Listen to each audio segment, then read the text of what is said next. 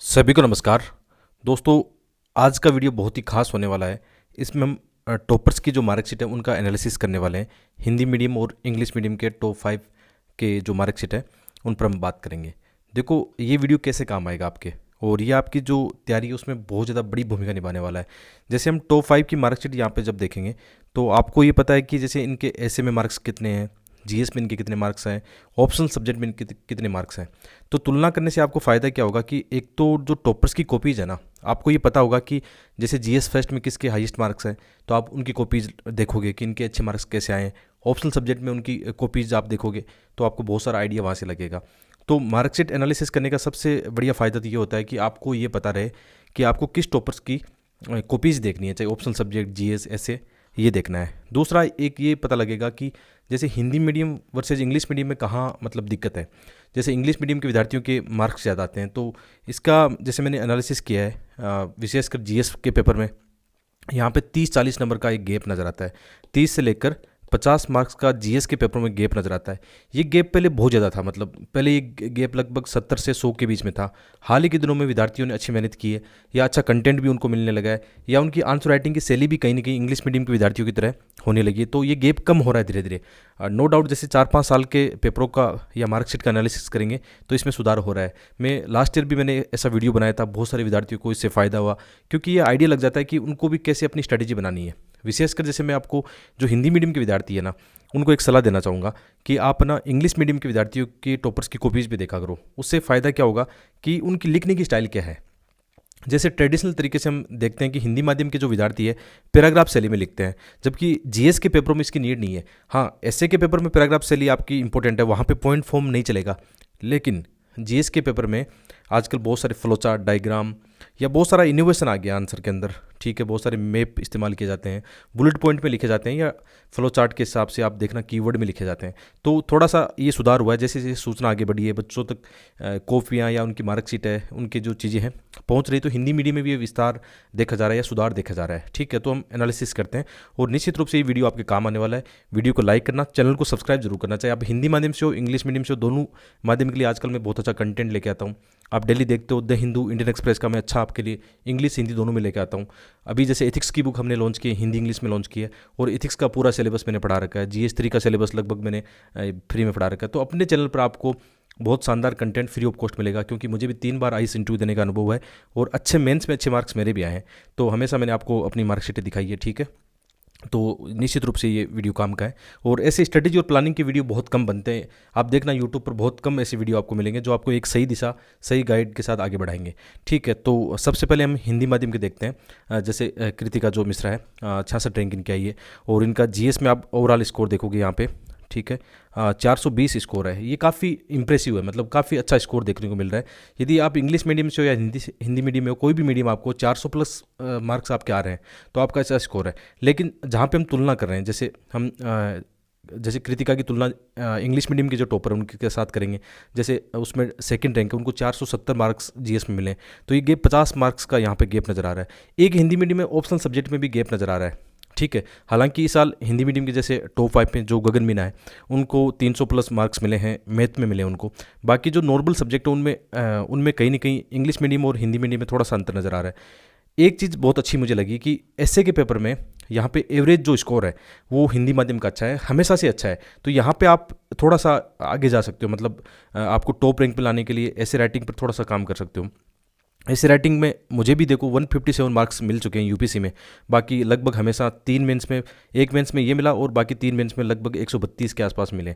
तो ऐसे राइटिंग का मेरा अनुभव कहता है कि यार आप ना इसको और अच्छा कर सकते हो। जैसे कृतिका के मतलब यही, जैसे जैसे दिव्या के 141 आए हैं, ये होते तो ये रैंक मान लो टॉप 20 में आती। तो मैं ऐसा एनालिसिस कर रहा हूँ कि ऐसा होता तो मतलब ऐसा हो सकता था। इसका मतलब जैसे 2023 के विद्यार्थी मेंस लिख रहे हैं, या 2024 में आपके बहुत सारे यहाँ विद्यार्थी, 25 के विद्यार्थी भी जुड़े हैं, तो उनको एक आइडिया रहेगा कि उनको कहाँ काम करना है। और ऐसे राइटिंग ऐसा है जिसमें आपको 1 रुपया किसी को देना नहीं है। आप ये सोच रहे हो किसी कोचिंग को जाके 15-20 हज़ार रुपये आप दे दोगे फेमस कोचिंग को, कोई फ़ायदा नहीं होने वाला। मेरा अनुभव कहता है कि यदि आप खुद लिखते हो, खुद प्रैक्टिस करते हो, खूब सारा एनालिसिस करते हो, चीज़ों को समझते हो, टॉपर्स कैसा लिखते हैं, इनकी कॉपीज देखते हो, तो ऐसे राइटिंग में आपके मतलब 150 मार्क्स इजीली आ सकते हैं। चाहे कभी कैसी टफ मार्किंग हो, ऐसे राइटिंग में 150 मार्क्स लाए जा सकते हैं।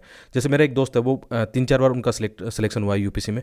उनका मैं हमेशा देखता हूँ कि ऐसे राइटिंग में उनको 150 प्लस मार्क्स मिलते हैं, कैसी उनकी मार्किंग हो। ठीक है, इस साल के जरूर मेरे पास उनके मार्क्स नहीं है, लेकिन लगभग ये मिला है कि उनको एक बार जैसे मुझे 157 मिला तो उनको 162 मिले थे उस साल। तो हिंदी माध्यम में ऐसे के पेपर में अच्छे मार्क्स लाए जा सकते हैं, इस बात का बिलीव करना। थोड़ा सा और वर्क करोगे चीज़ पर तो आएगा, पक्का आएगा। इसके अलावा जैसे यहाँ पे हम ये देख रहे हैं कि जीएस के मार्क्स आप दे सकते हो। एक एथिक्स ऐसा पेपर है जिसमें मार्क्स आ सकते हैं, रियल में आ सकते हैं। एथिक्स पेपर में जैसे आपने देखा होगा पहले भी 140 रविसिया के आ चुके हैं, तो यही मतलब स्कोर 10-15 5-5 नंबर का खेल होता है, 5 नंबर 10 नंबर हर एक पेपर में बढ़ते चले जाते हैं। तो आप भी इंग्लिश मीडियम के जो टॉपर है उनके समकक्ष आने लगते हो, और ऐसा हो सकता है। आप भ्रांतियां मन में मत रखना कि ऐसा नहीं हो सकता, क्योंकि अलग अलग विद्यार्थियों के अलग अलग पेपर में हिंदी माध्यम के अच्छे मार्क्स आए हैं, टॉप मार्क्स आए, तो इसका मतलब कोई एक विद्यार्थी ऐसा हो जिसके सभी पेपर में अच्छे अच्छे मार्क्स आ जाएं, तो वो भी टॉप 10 में आ सकता है, बिल्कुल आ सकता है। लास्ट ईयर तो अच्छी रैंक थी, 18 थी, 22 रैंक थी। इस साल भी 66 रैंक अच्छी रैंक है, और भी इस साल जैसे आप ओवरऑल एनालिसिस करोगे तो हिंदी माध्यम का रिजल्ट अच्छा रहा है। आगे बढ़ते हैं, जैसे हिंदी माध्यम के और भी देखते हैं, साथ में इंग्लिश मीडियम की जो मार्कशीट है वो भी आपको मैं यहाँ पे दिखाने वाला हूँ। जैसे यहाँ पे रैंक 2 देखते हैं, भरत की लास्ट ईयर भी अच्छी रैंक थी, उनको आईआरएस मिला था, इस बार प्रॉपर आईएएस मिला इनको।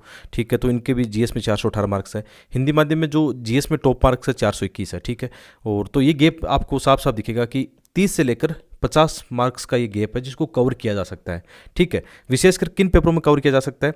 एक तो जैसे आप एथिक्स की बात कर सकते हो, या जो बीच के 3 पेपर हैं इनमें कवर किया जा सकता है। ठीक है, कई बार यूपीएससी ये करता है, जैसे इस बार जीएस 2 में सभी के मार्क्स अच्छे मिलेंगे, जीएस 3 में सबके खराब मिलेंगे। वो यूपीएससी की एक प्लानिंग होती है अपनी, एक कॉपी चेकिंग को लेकर या उनका जो पैटर्न है कट ऑफ को लेकर, उस हिसाब से होता है। तो उसकी चिंता मत करना कि जीएस 3 में सबके कम क्यों है। हर एक पेपर में हर साल मार्किंग पैटर्न ये बदलता रहता है। और जैसे एक मैं बता रहा था आपको, ऑप्शनल सब्जेक्ट का बता रहा था कि ऑप्शनल सब्जेक्ट में जैसे भरत के 260 के आसपास है, यहाँ पे कृतिका के 272 है, तो यही स्कोर मतलब 30 मार्क्स की गुंजाइश रखता है, मतलब 30 मार्क्स आ सकते हैं इसमें, क्योंकि हिंदी माध्यम में 284 285 तो कई बच्चों के देखने को मिले हैं। ठीक है, तो ये स्कोर 300 के आसपास चला जाता है। तो कहीं ना कहीं जो एक गैप था, एवरेज गैप कितना बता रहे हैं, 50 से लेकर ये 70 के बीच में गैप है English medium versus Hindi medium. तो 30-30 मान लो, 30 आप जीएस में बढ़ाओ, 30 मार्क्स आप अपने ऑप्शनल सब्जेक्ट में बढ़ाओ, तो ये गैप कहीं ना कहीं कम नज़र आएगा आपको बाद में। और आने वाले वक्त में देखना, आप में से बहुत सारे विद्यार्थी बहुत सीरियस एस्पिरेंट हैं जो मेरे साथ भी जुड़े हैं, उनकी मैं कई बार कॉपीज भी देखता हूँ, जो इस साल भी मेंस लिख रहे हैं उनकी आंसर राइटिंग देखता हूँ। तो मुझे पूरा विश्वास है कि आने वाला वक्त आपका होगा, चाहे आप किसी भी माध्यम से, हिंदी हो या रीजनल आपका मीडियम हो, इंग्लिश मीडियम हो। यदि आप इस तरीके से अपनी स्ट्रेटेजी अपनाते हो तो निश्चित रूप से आपको फ़ायदा होने वाला है। आगे बढ़ते हैं, जैसे यहाँ पे प्रिंस कुमार का देखना आप, वही थोड़ा सा वही 30 मार्क्स यहाँ पे ऑप्शनल सब्जेक्ट में कम देखने को मिल रहे हैं। हालांकि ये मार्क्स भी कम नहीं, आप ये सोचोगे कि उनका सिलेक्शन हो गया तो आप ये क्यों बोल रहे हो, मैं वो नहीं बोल रहा हूँ, बहुत अच्छी बात है, मतलब इनके मार्क्स बहुत अच्छे, मैं मानता हूँ 250 प्लस मार्क्स भी आते हैं तो ऑप्शनल सब्जेक्ट में अच्छे मार्क्स माने जाते हैं। लेकिन हमें सुधार करना है, हमें और फोकस करना है कि कैसे कर सकते हैं, और वो तभी होगा जब आप ये देखोगे कि इंग्लिश मीडियम वाले बच्चे कैसे लिखते हैं, उनकी आंसर राइटिंग की शैली क्या है, कैसे मतलब जल्दी से वो अपना पेपर अटेम्प्ट कर लेते हैं। हाँ, हिंदी माध्यम थोड़ा कंटेंट या लिखने में थोड़ा दुविधा होती है, लेकिन ये समस्या दूर हो सकती है यदि आप अच्छी आंसर राइटिंग कर पाओ, आपको अच्छा कंटेंट मिलता रहे समय समय पर, है ना। तो जैसे आगे बढ़ते हैं, दिव्या को देखो आप, दिव्या के 834 मार्क्स यहाँ पे। तो आप देखना यहाँ पे जैसे हिंदी मीडियम में जो रिटन में टॉपर है दिव्या के, जो अब तक जो मिले हैं, दिव्या के 834 मार्क्स देखने को मिले हैं। और जो इंग्लिश मीडियम के टॉपर है उनको 901 है, 900 के आसपास है ना। तो यहाँ पे आप देख सकते हो कि लगभग 60-70 मार्क्स का जो गैप है, ईजिली इसको कवर किया जा सकता है। जो 60 या 70 मार्क्स को लेकर चलते हैं कि इस गैप को पूरा कैसे कवर किया जा सकता है, इसी पर हम बात कर रहे हैं कि ये गैप पूरा हो सकता है जीएस और ऑप्शनल सब्जेक्ट में थोड़ा थोड़ा बढ़ा के। और जैसे इनका भी इनका ऑप्शनल सब्जेक्ट में अच्छा मार्क्स है, 282 बहुत अच्छे मार्क्स है ना, अच्छे माने जाएंगे इसको। और ये 300 भी आ सकते हैं आप यदि मेहनत करते हो। ठीक है, और जीएस का भी इनका स्कोर 411, जैसे नॉर्मल और लोगों से तुलना करें तो इनके 10 मार्क्स यहाँ पे कम है, तो यही दिव्या के 10 मार्क्स इसमें ज़्यादा होते हैं। इनका ऐसे में बहुत अच्छे मार्क्स है, आप 141 मार्क्स है, मतलब बहुत ही अच्छे माने जाएंगे इनको, है ना, बहुत अच्छा स्कोर है ये।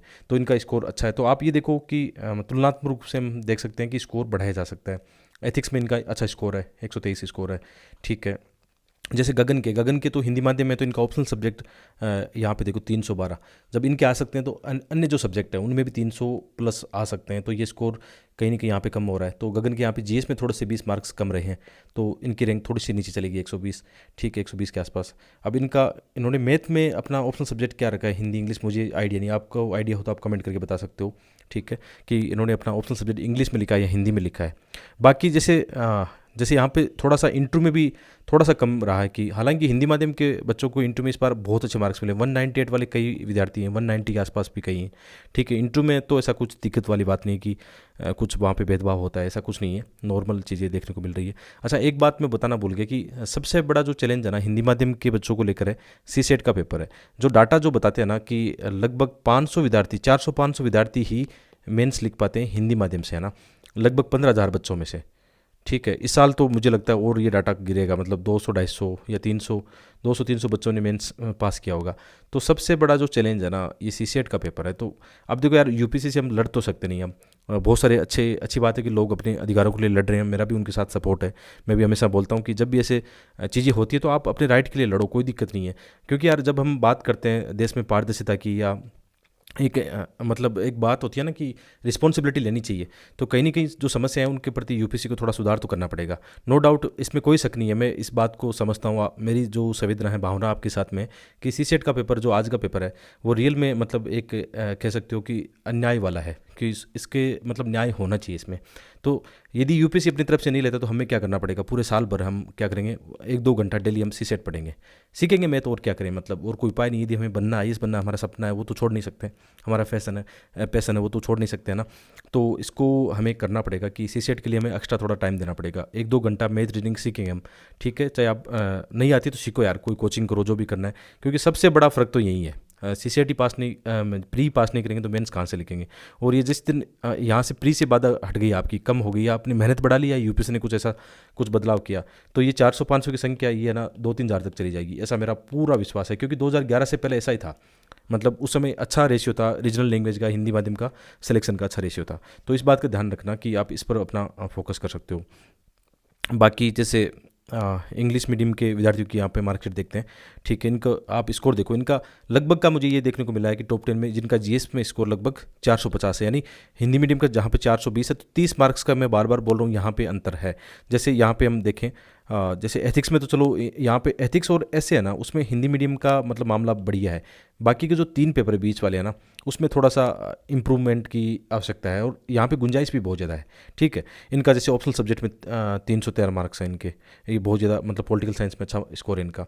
तो वही बात है, बार बार मैं आपको वही कहना चाहता हूँ, जैसे इनका रिटर्न में 901 है, अपने हिंदी मीडियम में 834 है, इनके ये 60-70 नंबर का जो गैप है 2 चीज़ों से कवर हो सकता है। तो आप एक काम करो, हिंदी मीडियम के जितने भी विद्यार्थी इस वीडियो को देख रहे हैं, तो आपको ये करना चाहिए कि इनकी टॉपर्स की जो कॉपीज़ है, टॉप 5 की या टॉप 10 की, है ना, इन टॉपर्स की कॉपीज़ को देखो कि ये कैसा लिखते हैं, ये ऑप्शनल सब्जेक्ट में कैसा लिखते हैं, ताकि आप में ये इंप्रूवमेंट आने लग जाएगा। मैंने ऐसा किया है, मैंने हमेशा अपनी आंसर राइटिंग किसी कोचिंग की है हालांकि, लेकिन जो मेंस की जो स्कोर है वो जो आया है इंप्रूवमेंट का, वो आया टॉपर्स की कॉपीज़ को देखने का। फिर कोई कोचिंग की टेस्ट लीजिए, उस समय जब आपका प्री निकल जाता है तो 8-10 फुल टेस्ट मिलते हैं किसी भी कोचिंग के, आप टॉप कोचिंग के आप लगा सकते हो वहाँ पे बैठ के, ताकि आपका एक समय के दौरान आंसर राइटिंग कर पाओ एक टाइम पीरियड में, ठीक है। बाकी जो सबसे इंपॉर्टेंट जो मेरे आंसर राइटिंग में बदलाव आया था, मैंने भी ऐसा किया है, ये जो अभी आपको बता रहा हूँ ये अनुभव मैं खुद अपने साथ करता हूँ, प्रैक्टिकल वे में करता हूँ, तो उसका इंप्रूवमेंट देखने को मिलता है, ठीक है।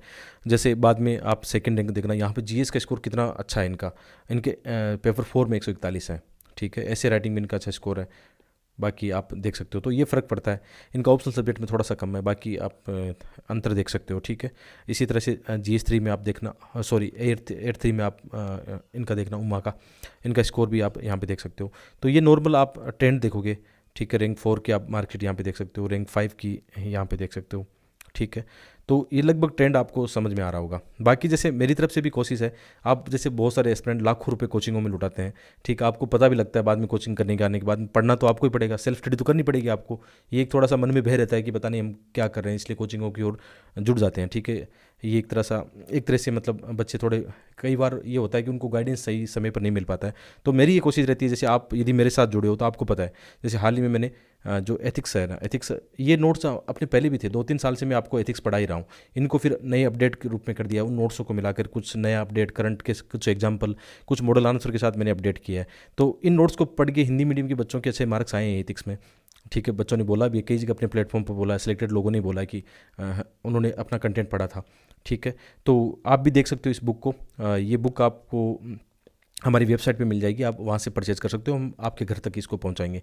ठीक है, साथ में बहुत अच्छा कंटेंट जो अपने ये मैं पढ़ा चुका हूँ, ये सारा कंटेंट आपको यूट्यूब पर फ्री मिलेगा, जो मैं बता रहा हूँ।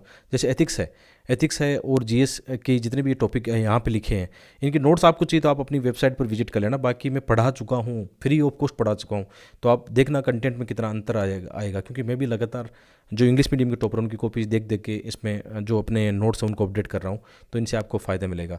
बाकी आप अपने जो टेलीग्राम है, यूट्यूब से जुड़ना, टेलीग्राम पे भी ये चीज़ें मिल जाएगी। ये वीडियो आपको मैं टेलीग्राम पे शेयर कर दूंगा ताकि आप खुद भी एनालिसिस कर पाओ इनकी। ठीक है, टेलीग्राम का लिंक वीडियो के डिस्क्रिप्शन में हमेशा रहता है, या आप टेलीग्राम में सर्च कर लेना स्टडी हाइस विद धर्मेंद्र जाखड़। ठीक है, तो ये वीडियो आपको आज कैसा लगा कमेंट करके अपनी राय जरूर देना, ताकि ऐसे क्वालिटी वाली वीडियो जो आपके काम आए अपनी स्ट्रेटेजी, अपनी प्लानिंग में। क्योंकि यार सबसे बड़ा जो होता है एक दिशा निर्देश होना चाहिए। एक अच्छी प्लानिंग स्ट्रेटेजी आपको समय पे पता लग जाए तो आपके लाखों रुपए और समय बच सकता है, मेरा ऐसा मानना है। ठीक है, बाकी आप अपनी ओपिनियन बता सकते हो। मिलते हैं एक और वीडियो में, आप सबका बहुत बहुत धन्यवाद।